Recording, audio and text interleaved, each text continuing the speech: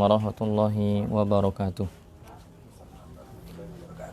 Alhamdulillahi hamdan katsiran tayyiban mubarakan fih kama yuhibbu rabbuna wa yarda. Wa asyhadu an la ilaha illallah wahdahu la syarikalah wa asyhadu anna Muhammadan abduhu wa rasuluhu la nabiyya wa la rasula ba'dah. Allahumma 'allimna ma yanfa'una wanfa'na bima 'allamtana wa zidna ilman ya rabbal alamin. Saudara-saudariku kaum muslimin yang dimuliakan oleh Allah Subhanahu wa taala, puji syukur kepada Allah senantiasa kita panjatkan, senantiasa kita haturkan, di mana berbagai macam kebaikan, berbagai macam karunia dan kenikmatan kita rasakan dan bisa kita nikmati sampai detik ini. Maka merupakan sesuatu yang patut untuk kita syukuri. Banyaknya nikmat yang Allah berikan ini yang kita tidak mampu untuk menghitungnya. Allah mengatakan, wa in ta'uddu ni'matallahi la tuhsuha.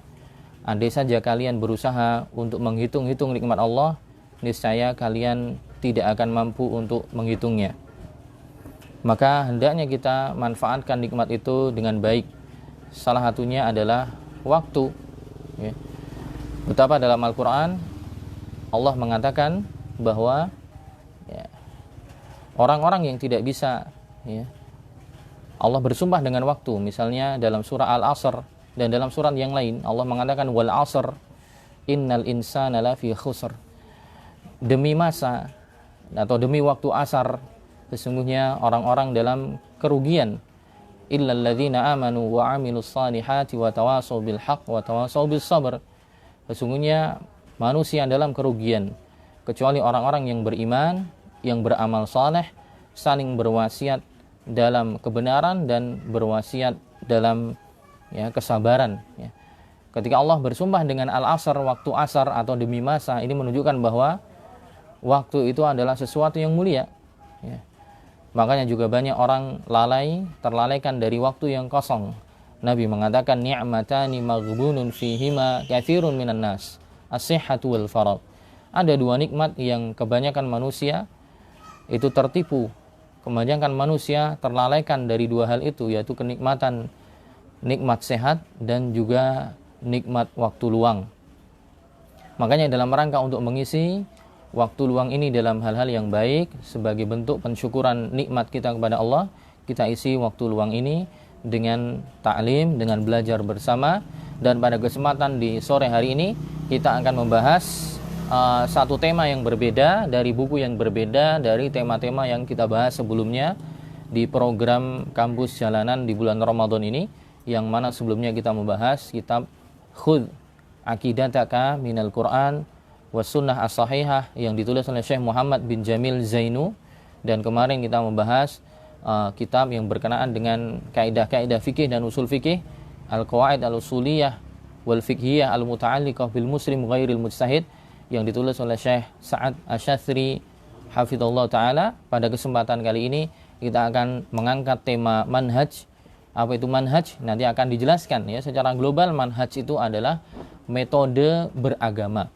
Bagaimana seorang muslim dalam beragamanya menggunakan tata cara, menggunakan metode yang benar, sehingga nanti mempunyai kesimpulan yang benar dalam beragama.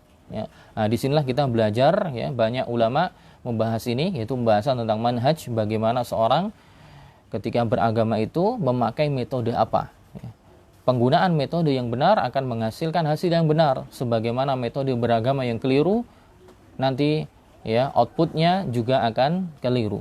Maka pada kesempatan menjelang petang hari ini, menjelang berbuka puasa, kita akan membahas tema baru, yaitu kitab yang berkaitan dengan manhaj yang judulnya Al-Wajiz fi Manhajis Salafis Shalih, yaitu pembahasan ringkas atau ringkasan yang berkaitan tentang metode beragamanya para salaf as-salih.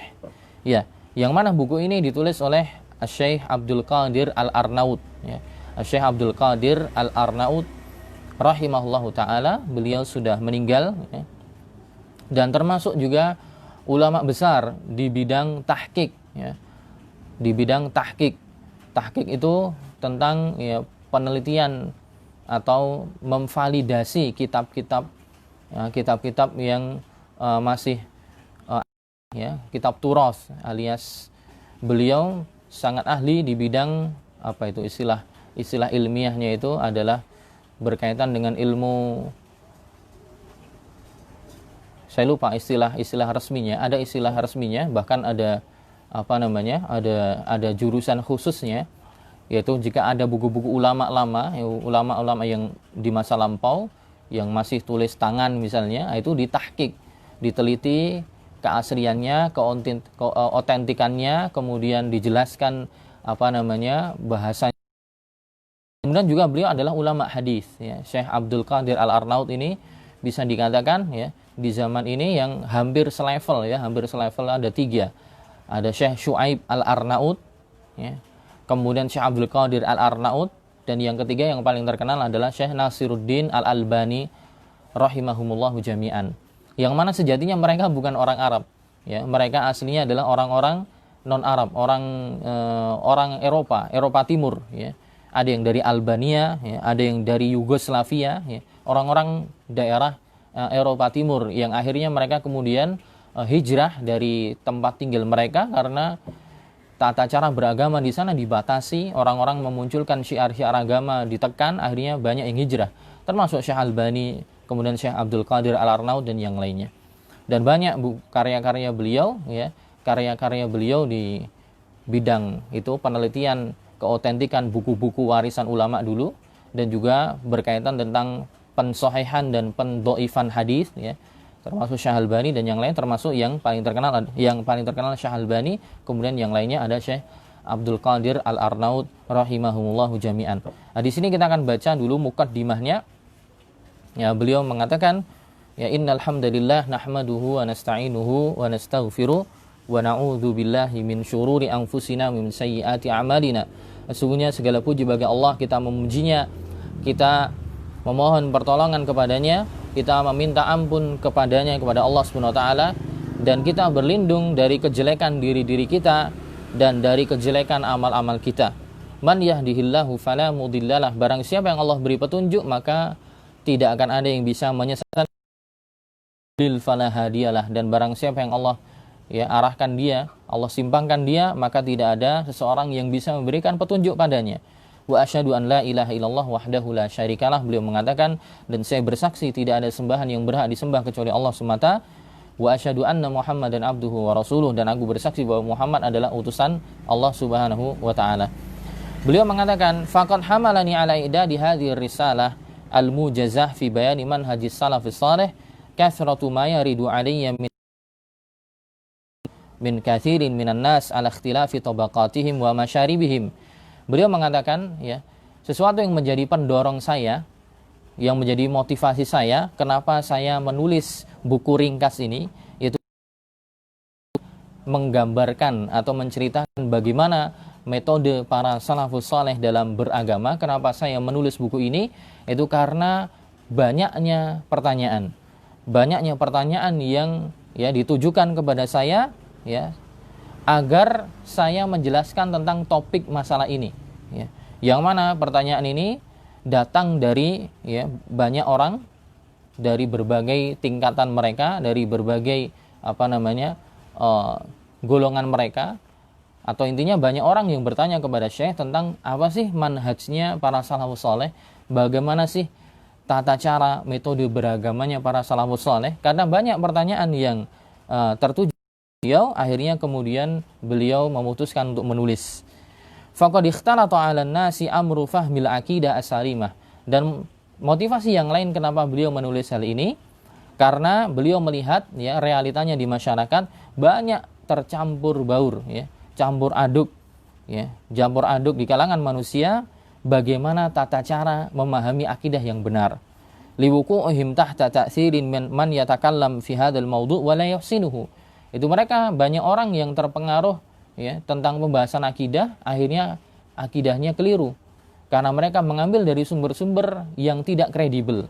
Orang-orang yang bukan bidangnya tapi ngomong masalah akidah, atau mungkin bidangnya akidah tapi ada kekeliruan.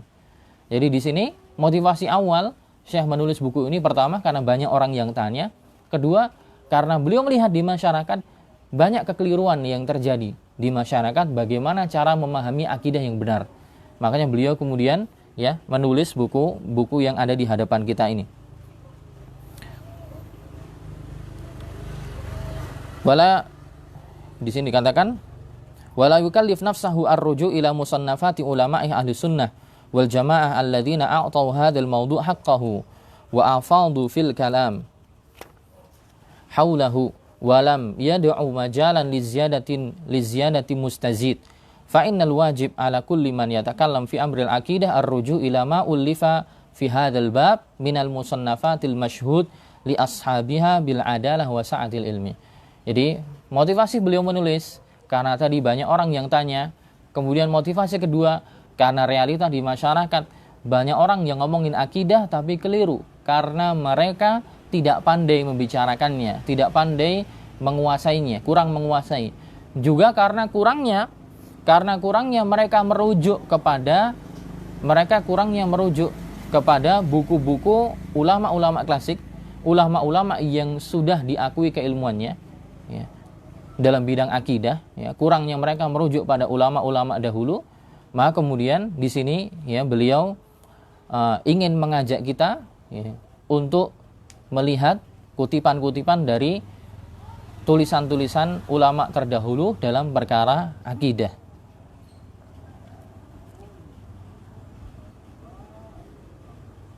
Lihada istakhartullah ta'ala fi i'dadi hadhihi risalah as-saghir. Oleh karenanya, karena sebab-sebab tadi, maka saya beristikharah. Istikharah, meminta kepada Allah agar memberikan kepada beliau kebaikan. Ya, mana yang lebih baik. Ya, akhirnya kemudian beliau istikharah kepada Allah sebelum beliau mempersiapkan ya, tulisan ringkas ini. Wa kana i'timadi fi dzalika ala muallafati 'adadin minal ulama mimman sannafa fi aqidati salaf. Dan saya bersandar penuh ya dengan buku-buku tulisan-tulisan ulama yang mana mereka telah menuliskan dalam tema akidah salafus saleh wa radiya tasnifuhul mutaqaddimun, yang mana tulisan-tulisan mereka telah diridhoi, telah disetujui oleh ulama-ulama terdahulu. Wal mutaakhiruna aidan, begitu juga telah diakui oleh ulama-ulama belakangan kontemporer. Walam adif min indi illa ma wajadtu anna minal wajib alayya tibyanuhu wa tawdihuhu. Dan saya tidak menambah, ya, saya tidak akan tambah-tambah dari apa yang sudah diutarakan oleh ulama-ulama dahulu. Maksudnya beliau mengatakan ya yang dulu sudah cukup. Ulama-ulama salaf dahulu lebih cukup ya, pernyataannya, dan saya tidak akan tambah-tambah kecuali ada ungkapan-ungkapan yang sulit, maka saya menjelaskan maknanya. Saya menggamblangkan apa yang dimaksudkan. Haulal umuril khafiyah fima ja'a min kalamihim, itu perkara-perkara yang masih samar dari pernyataan mereka saya jelaskan. Namun inti dari pembicaraannya beliau fokus mengutip dari perkataan ulama-ulama yang lalu. Waqad bayyantu masadiri fi i'dadi hadhihi risalah fi safhatil akhirah, dan aku akan menjelaskan tentang daftar pustaka, yaitu sumber-sumber dari kitab apa saja saya merangkum tulisan saya ini, nanti akan disebutkan di halaman terakhir ya. Wallahu ta'ala as'alu an yaj'ala amali fiha nafi'an lil muslimina jami'an. Dan saya berdoa agar Allah menjadikan apa yang saya tulis ini bermanfaat bagi seluruh kaum muslimin. Wa huwa ta'ala min wara'il qasdi wa akhiru da'wana alhamdulillah rabbil alamin. Dan Allah Maha mengetahui apa yang saya maksudkan. Ini muqaddimah beliau sebelum memulai pembahasan kitab Al-Wajiz fi Manhajis Salaf As-Saleh. Ya, kita langsung mulai. Ini sudah ada ya, terjemahannya sudah ada ya, bagi yang nanti pengen minta terjemahannya, maka nanti insya Allah akan di-share ya di grup, terutama grup WhatsApp di kampus jalanan ya. WhatsApp kampus jalanan, atau mungkin nanti di Facebook ya, di Facebook bisa PDF-nya. Begitu juga buku-buku yang lain nanti di-share, nanti bisa download ya. Judulnya Al-Wajiz fi Manhajis Salafis Saleh. Al-Wajiz fi Manhajis Salaf As-Saleh. Ringkasan dalam permasalahan metode beragamanya para salafus saleh. Nah, sebelum kita ya, masuk lebih dalam, maka kita melihat dulu definisi al-wajiz itu apa. Nah, di sini dikatakan ta'riful wajiz lughatan. pengertian makna al-wajiz secara etimologi, ya, secara tinjauan bahasa Arab. Ya. Al-wajiz secara tinjauan bahasa Arab itu artinya apa? Dikatakan di sini yuqalu aujazal kalam qassarahu wa qallalahu ay ikhtasarahu wa kalamu wajizin wa wajiz. Kata al-wajiz kata al-wajiz secara tinjauan bahasa itu dari asal kata aujazal kalam, aujaza yujizu. Al-wajiz itu dari kata aujaza yujizu. Artinya qassarahu wa qallalahu. Ya. Aujazal kalam artinya qassarahu wa qallalahu. Artinya adalah meringkas atau mempersedikit pernyataan atau memperingkas perkataan.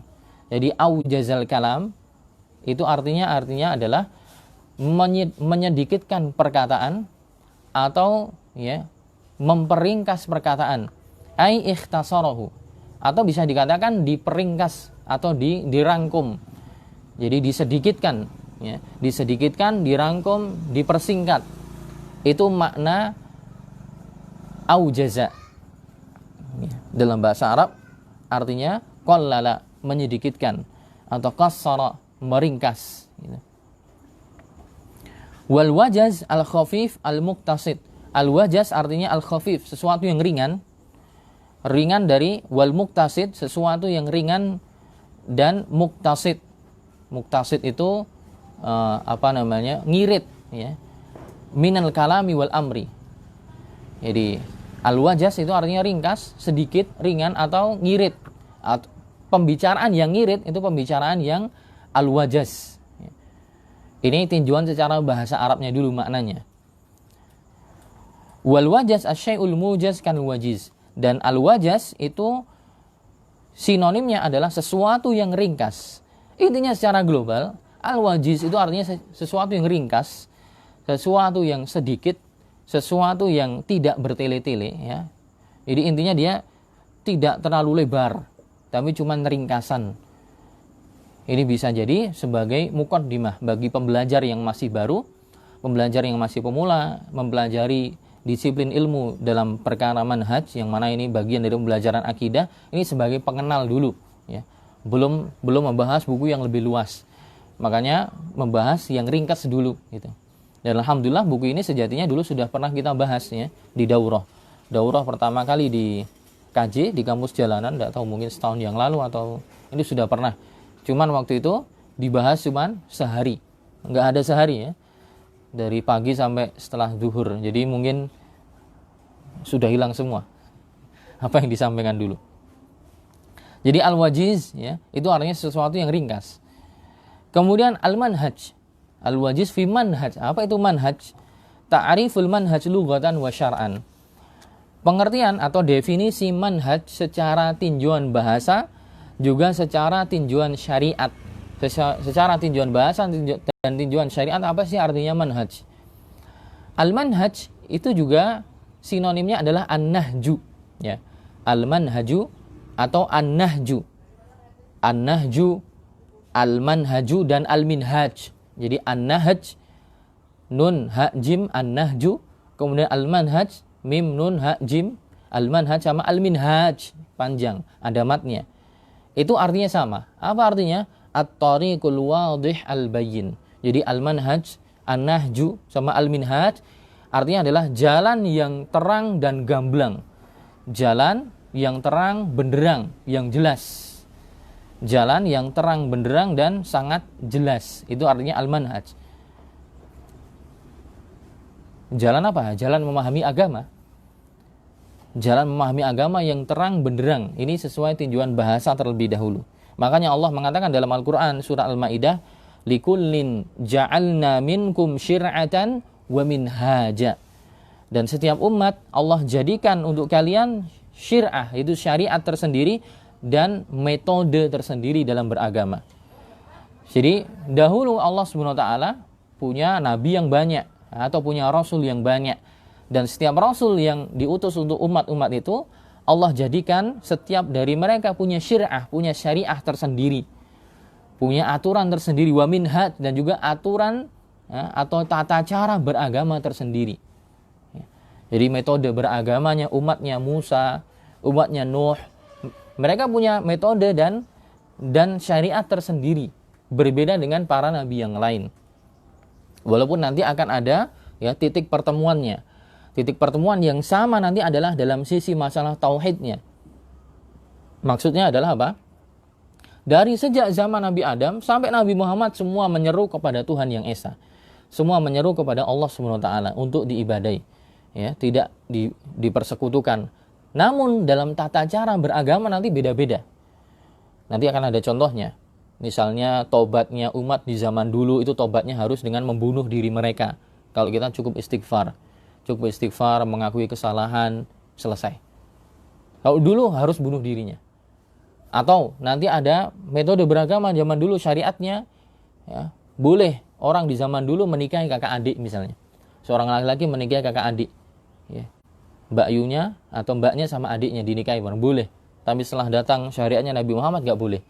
Nah, itu nanti ada perbedaan dalam masalah syariat dan metode beragamanya. Tapi mereka nanti bersatu dalam masalah tauhidnya. Nanti akan dijelaskan. Jadi an-nahju wal manhaju wal minhaj itu artinya adalah jalan yang terang, gamblang, jelas, ya, metode. Allah mengatakan likullin ja'alna minkum syir'atan wa minhaja, dan setiap umat ya Allah jadikan ya bagi mereka untuk kalian syariat khusus dan manhaj atau metode yang khusus. Setiap umat dahulu punya syariat sendiri, punya tata cara beragama tersendiri. Maksudnya apa? Ay syari'atan wa tariqan wadihan bayinan, yaitu Allah jadikan pada setiap dari umat tadi syariat tersendiri dan jalan beragama yang gamblang dan jelas. Fa innahu subhanahu wa ta'ala ja'ala likulli ummah syara'an wa minhajan. Maka Allah subhanahu wa ta'ala dahulu menjadikan setiap umat punya syariat tersendiri dan punya manhaj tersendiri. Fali ahli Taurat syariah. Untuk ahli Taurat, umat ahli Taurat dahulu dengan kitab Taurat mereka punya syariat tersendiri. Wali ahlil Injil syariah. Umat yang memakai ya kitab Injil mereka juga punya syariat tersendiri. Dan begitu pula untuk ahli Al-Quran ya, umat yang berpedoman dengan Al-Quran mereka juga punya syariat tersendiri. Fahiya syara'i mukhtalifah fil ahkam. Jadi yang ada tadi adalah syariat-syariat yang berbeda dalam tinjauan hukum-hukumnya. Muttafiqah fi tauhid, tapi mereka bersatu dalam masalah tauhid. Syariatnya beda-beda, metode beragamanya bisa beda-beda, tapi mereka bersatu dalam masalah tauhid, mengesahkan Allah Subhanahu wa taala. Sebagaimana Rasulullah SAW mengatakan ya, dalam hadis riwayat Bukhari, Nabi bersabda, "Ana aulan nas bi Isa ibn Maryam fid dunya wal akhirah." Saya adalah orang yang lebih utama, lebih terdahulu, lebih utama daripada Isa bin Maryam. Jadi Nabi Muhammad SAW lebih utama dari Nabi Isa bin Maryam baik di dunia maupun di akhirat. Al-anbiya'u ikhwatun li'allat, dan para nabi dahulu semua itu adalah bersaudara. Ya. Tapi bersaudara sebapak, maksudnya bapak mereka satu.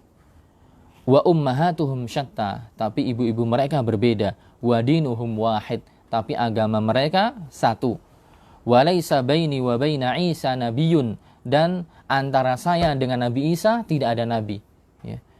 Maksudnya setelah Nabi Isa diangkat ke langit, itu nggak ada nabi setelahnya, kecuali kemudian setelahnya Nabi Muhammad diutus. Tapi poinnya di sini adalah Nabi Muhammad mengatakan wadinuhum wahid.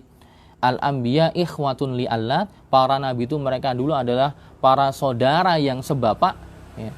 Bapaknya sama, asalnya pada Nabi Adam alaihissalam, ya, tapi agama mereka satu. Agama mereka satu. Makna annahum muttafiquna fi usulit tauhid. Di sini jelaskan maknanya adalah mereka bersepakat pada pokok tauhidnya. Pada pokok tauhidnya mereka semua sepakat. Wa amma furu'us syara'i, adapun cabang-cabang syariat, fawaqa'a fihal khilaf, itu yang terjadi perbedaan. Fa syara'i'uhum mukhtalifah, syariat-syariat nabi-nabi terdahulu itu berbeda, tapi pokok tauhidnya sama, yaitu semua menyeru, mengajak kepada mengesahkan Allah Subhanahu wa taala.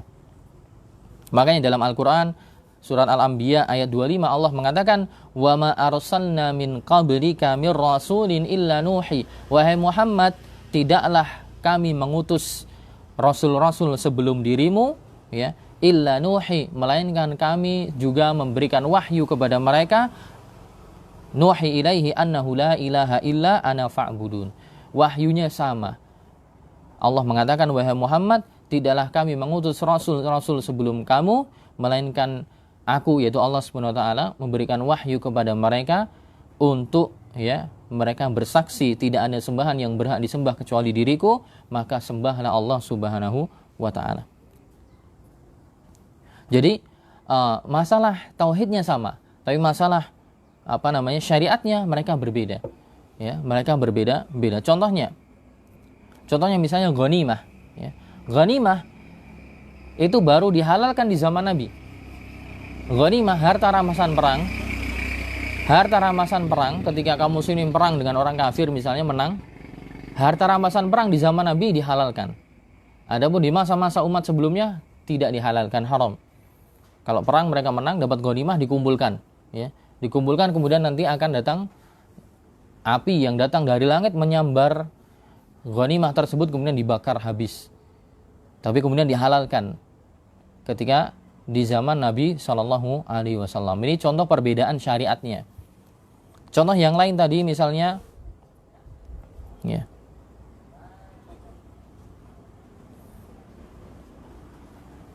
tadi nikah, ya, nikah seorang lelaki nikah dengan kakak adik.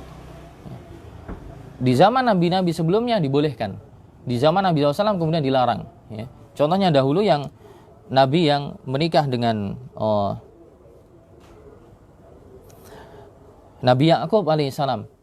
Nabi Ya'qub alaihissalam menikah dengan dua perempuan. Yang perempuannya ini kakak adik. Ya. Tapi setelahnya kemudian, ya, terutama di zamannya Nabi SAW, kemudian syariat itu dihapuskan. Allah mengatakan dalam surah An-Nisa, wa anta jama'u bainal ukhtaini illa ma qad salaf.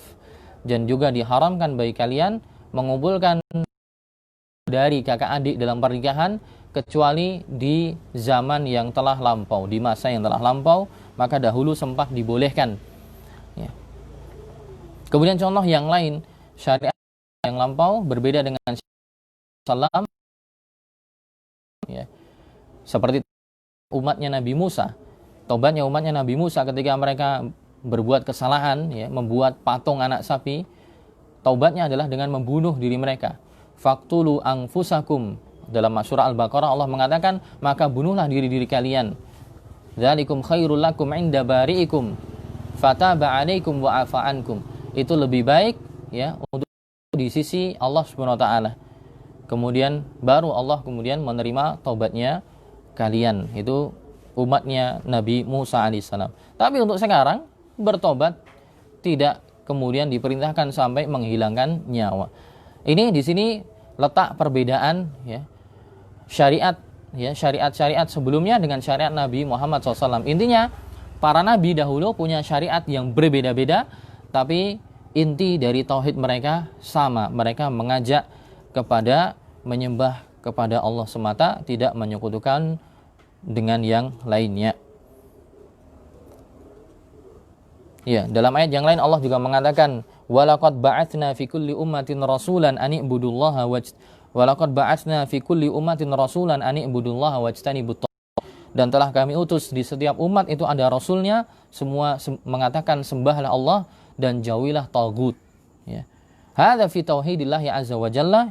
Ini ayat ini mengarahkan kepada masalah tauhid Allah, mengarahkan kepada tauhid, ya, mengesahkan Allah Subhanahu wa taala. Allah mengatakan telah kami utus di setiap umat ada rasulnya. Setiap umat ada rasulnya, mereka mengatakan sembahlah Allah, jauhilah tagut. Ini poin yang kita sampaikan tadi. Jadi semua rasul tadi menyeru kepada pengesaan kepada Allah SWT dalam ibadah. Wa amma syara'i fa mukhtalifah. Adapun syariatnya bisa berbeda-beda.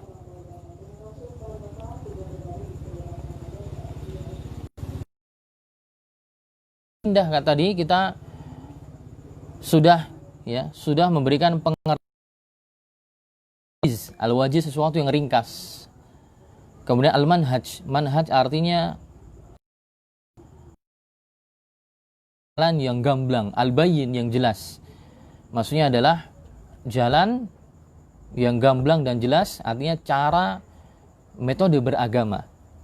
Al-manhaj, metode atau cara yang ditempuh untuk beragama. Nah, sekarang kita ingin memberikan definisi as-salaf. Apa sih pengertian salaf secara tinjauan bahasa dan secara tinjauan syariat? Berapa menit lagi, Mas?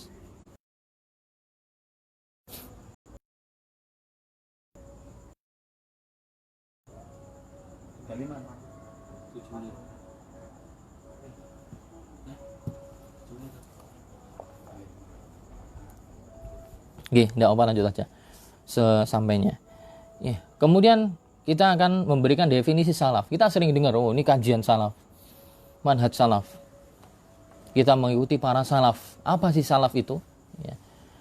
Nah, kita masuk dulu ke definisi bahasa, pengertian secara etimologi dulu. Ma madha wa taqaddam. Salaf itu sesuai salaf artinya ma madha, sesuatu yang telah berlalu. Wa taqaddam, sesuatu yang telah berlalu dan mendahului. Ya, sesuatu yang sudah berlalu, yang sudah mendahului kita, itu namanya salaf.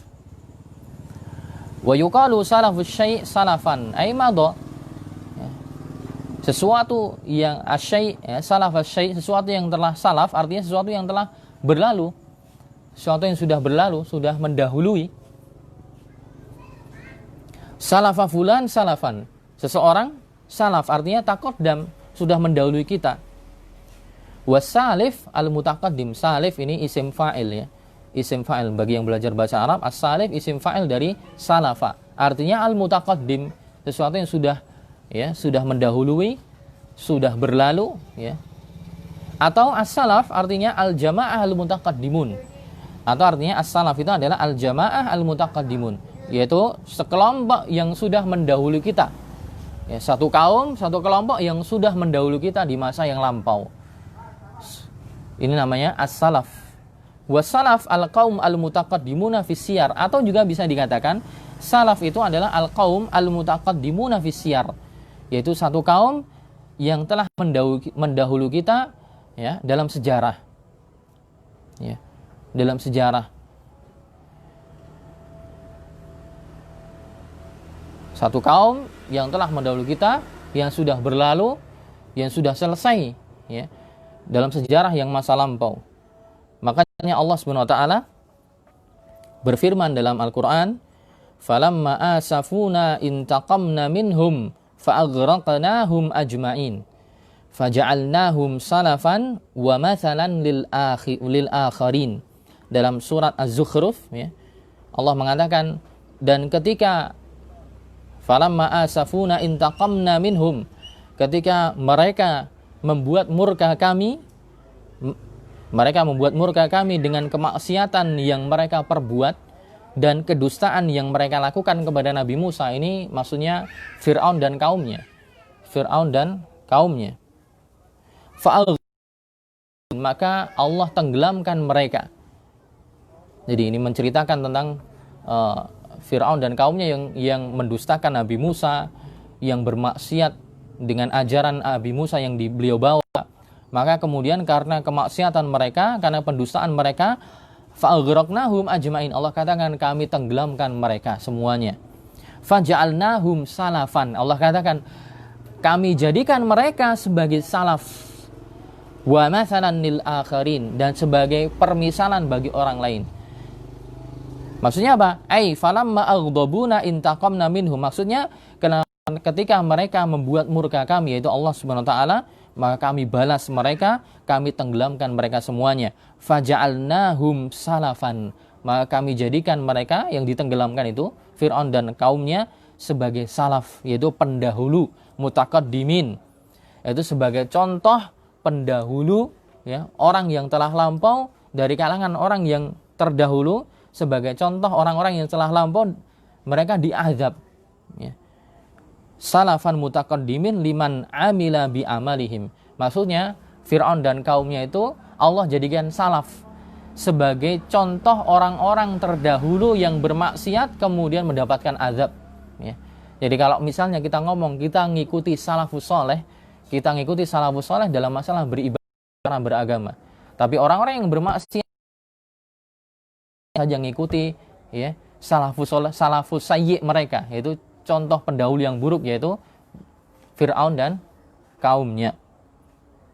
Liya'tabiru bihim min ba'dihim wa liyatta'idhu bihim al-akharun. Jadi Allah jadikan Fir'aun dan kaumnya itu sebagai salaf, sebagai pendahulu dalam masalah kesesatan, sebagai pendahulu dalam masalah bermaksiat kepada Allah, sehingga orang-orang yang datang setelahnya bisa mengambil pelajaran. Ini loh, kalau bermaksiat sama Allah, ngeyel sama Allah, dapat azab sebagaimana Fir'aun. Itu salafnya orang-orang buruk. Nah, kemudian kita bisa mengambil pelajaran, mengambil nasihat dari kejadian yang ditimpakan kepada Fir'aun dan kaumnya. Itu mungkin potongan penjelasan pada kesempatan sore hari ini. Insya Allah kita lanjutkan di pertemuan yang akan datang. Mohon maaf jika ada salah kata. Silahkan bagi yang ada masukan, ya, ada kritikan membangun, masukan, nasihat, boleh disampaikan, ya, secara pribadi, ya, kepada saya.